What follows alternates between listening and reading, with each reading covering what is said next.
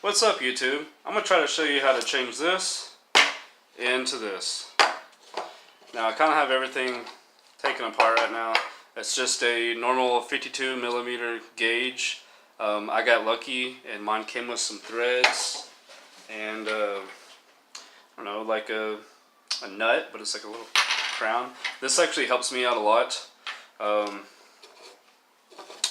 So let's get to it.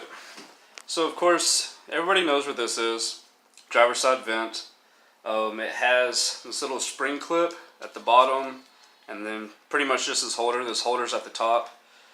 Just be gentle, kind of focus down here with the screwdriver, maybe up there just a little, and it'll pop right out.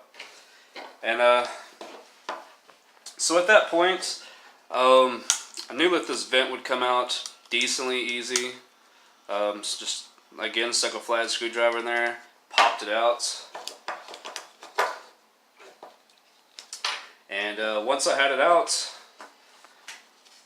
I just took some wire cutters and snipped the ends of each one of these. Then on the back, a bunch of the adjustable ones, I just popped those out with the flat screwdriver. I was left with a vent with a couple little nubs on each side. Took a little Dremel, filed those down. Ended up being pretty smooth. Try to get this one back out of here so I can show you.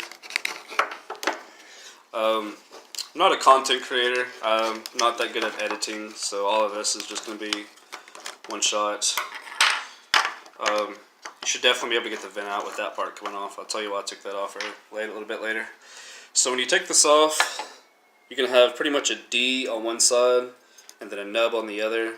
You usually want to try to get this D out because it'll just kind of pop and then the nipple will come out on its own. And like I said, just snip all those out. Just kind of take your time with the Dremel, get it all nice and clean. And I mean, literally, the gauge fits right inside of it. Now, like I said, mine has threads on the back. Let me put you down for a second. So I was able to thread this on there, decently tight, and it would hold. Because, of course, without it, it'll just fall off the top. It is a really tight fit, so if yours doesn't come with the thread, which probably won't, this is just a cheap piece of junk, but it is decently tight. Like, there's barely any rocking room. If you want, you could put a little silicone epoxy in there, find the orientation that you want, and let it dry. And that part would be done. And then you could probably just pop it right in. But since I have used this of course added like 1.5 inches to the depth that I was trying to fit inside there. And oh, this vent's closed. Let me.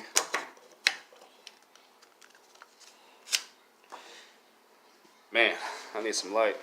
Well, if you look inside there, there's a lot of these spiky burrs. There's just a lot of crap in there that kept my crown nut, wherever it's at, from going in deep. It was kind of protruding out through the front a little bit.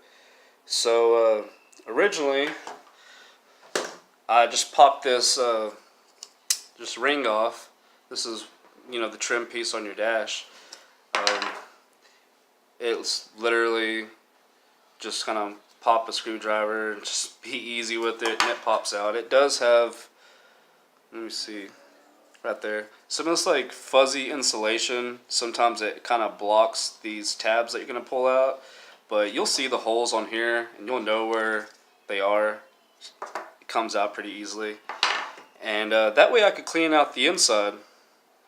And after cleaning it a little bit, I realized that this inner slot came out, and this is actually the piece that I was wanting to clean out. So that helped a lot. Just took a little die grinder, Dremel, and just cleaned it out as much as I could. I cannot remember if there was anything in here I cleaned out. I mean, it was dirty as hell, but I don't think I did. So after that, you have your gauge. Let me put my that crown washer back on. So anyways, once you have it epoxied in, or whatever you want to do, you have your orientation right as far as where these are going to clip in. You don't want it to be upside down. And at that point, put everything back together. The piece that I took out that I cleaned up is actually the piece that the vent sits in. There's the D on the one side, and then where the nipple goes on the other. So if you want it, if you do take it apart like I did, and you just want to go ahead and put it together in this, it'd probably be the easiest way. I know I keep setting the phone down, but I mean, it literally just pops in. And then you just reassemble. Drop it back in there. Put this on, line all little tabs up, it'll pop in, and there you go. You just do your wires, bring them up through your dash, run them into the vent. I did not have to drill anything. The vent tube, like the air duct, is pretty far back, and once you take this out and you look in there, there's a nice little gap.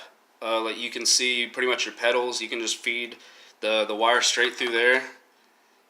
And I did on this one, see how there's this spring tab. This is my passenger vent, by the way.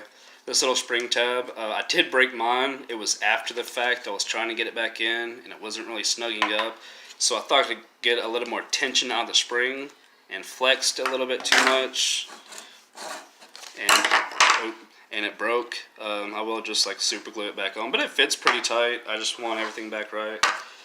And I'm not sure I put my orientation right, so I'm not really going to click all this back together yet. But once it's in, wire it right into there, pop it in, and you're done. Appreciate. That's my cat. I appreciate it, guys. Sorry for the horrible content, but you asked for it, so there you go. I appreciate it, guys.